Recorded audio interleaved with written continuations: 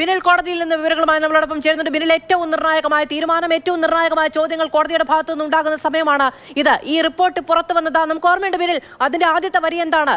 താരങ്ങൾക്ക് ആ തിളക്കമോ ചന്ദ്രനോ ശോഭയോ ഇല്ല, ഉപ്പും മധുരം പോലെ തോന്നുന്ന തരത്തിലുള്ള രഹസ്യാത്മകതയാണ്, അഴുക്കാണ് അതിൽ കാണുന്നത് എന്ന് പറഞ്ഞു തുടങ്ങുന്ന ആ റിപ്പോർട്ടിന്റെ കാര്യങ്ങളിലേക്ക്, അത്തരം നിരീക്ഷണങ്ങളിലേക്ക് കോടതി കൂടി വരികയാണെങ്കിൽ ഇനി ആർക്കും വെള്ളയടിച്ച് സംരക്ഷിക്കാൻ കഴിയില്ല ഈ അധമ പ്രവർത്തികളെ.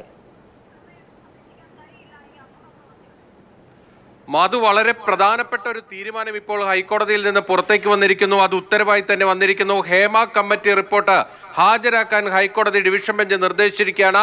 മുദ്രവച്ച കവറിൽ ഹേമ കമ്മിറ്റി റിപ്പോർട്ടിന്റെ മുഴുവൻ ഭാഗങ്ങളും ഹാജരാക്കണമെന്നാണ് ഹൈക്കോടതി നിർദ്ദേശിച്ചിരിക്കുന്നത്. അതായത് നേരത്തെ നമുക്കടക്കം RTI കമ്മീഷന്റെ ഉത്തരവിന്റെ അടിസ്ഥാനത്തിൽ നൽകിയത് ചില ഭാഗങ്ങൾ ഒഴിവാക്കിക്കൊണ്ടാണ്.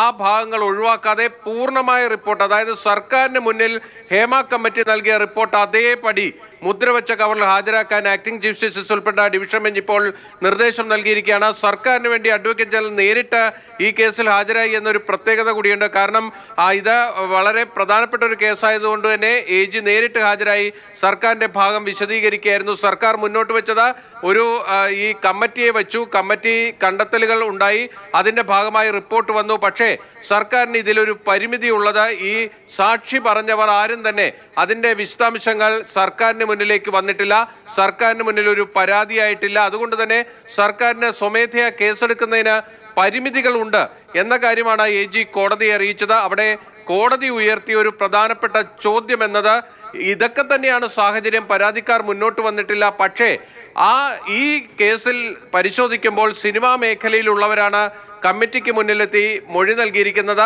അവർ സാധാരണ നിലയിൽ പുറത്തു വന്ന് പല കാര്യങ്ങളും പറയാൻ മടിക്കുന്നവരാണ്. അവരിങ്ങനെ ഒരു ലൈംഗിക ചൂഷണവും ലൈംഗിക പീഡനവും ഒക്കെ ഏറ്റിട്ടുണ്ട് എങ്കിൽ അതിന്റെ വസ്തുതകളിലേക്ക് പോകേണ്ടതില്ലേ എന്നൊരു ചോദ്യമാണ് കോടതിയുടെ മുന്നിൽ നിന്ന് ഉണ്ടായത്. അതായത് പരിമിതിയുടെ ഭാഗമായി ഇത് മറച്ചുവെക്കാനോ അല്ലെങ്കിൽ ഇതിൽ ഒരു നടപടിയും ഇനി സാധ്യമല്ല എന്നൊരു നിലപാടെടുത്ത ഈ ഹേമ കമ്മിറ്റി റിപ്പോർട്ട് പൂട്ടിക്കെട്ടാൻ കഴിയില്ല. അതാണ് കോടതിയുടെ നിലപാട്. അതുകൊണ്ടാണ് കോടതി ആ റിപ്പോർട്ട് തന്നെ ഇപ്പോൾ വിളിച്ചു വരുത്തിയിരിക്കുന്നത്. ഇതിൽ നമ്മൾ കോൺസെൻട്രേറ്റ് ചെയ്യേണ്ടത്, നിങ്ങൾ സെൻസേഷണലൈസ് ചെയ്യേണ്ടത് ഇതിലിരിക്കുന്ന ഈ ലൈംഗിക അതിക്രമങ്ങളുടെ കാര്യമല്ല എന്ന് പച്ചയ്ക്ക് പറയുകയാണ് നമ്മളോട്. ഇനി ചെയ്യേണ്ടത് ശുപാർശകളിൽ എന്ത് നടപടിയെടുക്കാം എന്നുള്ളതാണ്. കഴിഞ്ഞ ദിവസം ട്രാൻസ്പോർട്ട് മിനിസ്റ്റർ മാധ്യമങ്ങളോട് പറയാണ്, ഇതല്ല നിങ്ങൾ ശ്രദ്ധിക്കേണ്ടത്, ശുപാർശകളിൽ എന്ത് ചെയ്യാം എന്നുള്ളതാണ് പരിശോധിക്കേണ്ടത്. പരാതിയില്ലാതെ എങ്ങനെയാണ് നടപടിയെടുക്കേണ്ടത് എന്ന് ചോദിക്കുകയാണ് സാംസ്കാരിക വകുപ്പ് മന്ത്രി. പരാതി ഉണ്ടായാൽ ഉറപ്പായും നടപടിയെടുക്കും എന്ന് മുഖ്യമന്ത്രി അത് കുറച്ചുകൂടി പറയുന്നു. പക്ഷെ അങ്ങനെയല്ല, ഈ കുറ്റകൃത്യത്തിൽ ഇരയുടെ പേരാണ് ഒളിച്ചു വെക്കപ്പെടേണ്ടത് എന്ന് കോടതിക്ക് അറിയാം, കോടതിക്ക് ആ ബോധ്യമുണ്ട്. അതിൽ നിന്നാണ് ചോദ്യം ഉണ്ടാകുന്നത്.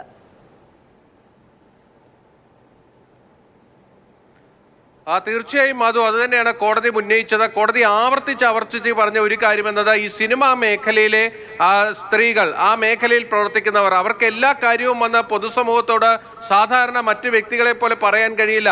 അവർക്ക് സെൽഫ് റെസ്പെക്റ്റിന്റെ ഒരു പ്രധാനപ്പെട്ട ഒരു പ്രശ്നം അവർക്ക് മുന്നിലുണ്ട്. അതുകൊണ്ട് അവരെല്ലാം ഒന്ന് പറയണമെന്നില്ല. പക്ഷേ ഇങ്ങനെ ഒരു ലൈംഗിക അതിക്രമം നടന്നു അല്ലെങ്കിൽ ലൈംഗിക പീഡനം നടന്നു എന്ന് ഒരു കമ്മിറ്റി ഒരു റിപ്പോർട്ടായി വന്നു കഴിഞ്ഞാൽ അത് ഗൗരവ സ്വഭാവത്തിലുള്ളതല്ലേ. ആ റിപ്പോർട്ടിൽ ഇത്തരത്തിൽ ചെറിയ ന്യായവാദങ്ങൾ മുന്നോട്ട് വെച്ച് പോകാൻ കഴിയുമോ എന്ന സംശയമാണ് കോടതി പ്രകടിപ്പിച്ചത്. അതുകൊണ്ട് തന്നെയാണ് ഇതിലൊരു വിശദമായ ഒരു പരിശോധനയിലേക്ക് കോടതി പോകാൻ തീരുമാനിച്ചത്. സർക്കാരിനോട് ഇക്കാര്യത്തിൽ നിങ്ങൾക്ക് എന്ത് ചെയ്യാൻ കഴിയും, നിങ്ങൾക്ക് ഈ പരാതി കിട്ടാതെ തന്നെ മുന്നോട്ട് പോകാൻ കഴിയുമോ, അതായത് ഒരു അന്വേഷണ സമിതിയെ വെച്ച് ഇതിൽ പരിശോധന നടത്താൻ കഴിയുമോ, ഈ ചോദ്യങ്ങളൊക്കെ തന്നെ കോടതിയുടെ ഭാഗത്ത് നിന്ന് വരികയും ചെയ്തു. ഇവിടെയൊക്കെ സർക്കാരിന് വേണ്ടി AG കോടതിയെ അറിയിച്ചത് പരാതികൾ സർക്കാരിന് മുന്നിലേക്കില്ല, കമ്മിറ്റിയെ വെച്ചത് സിനിമാ മേഖലയിലെ പ്രശ്നങ്ങൾ പഠിക്കാനാണ്. അവർ ചില നിർദ്ദേശങ്ങൾ മുന്നോട്ട് വെച്ചിട്ടുണ്ട്.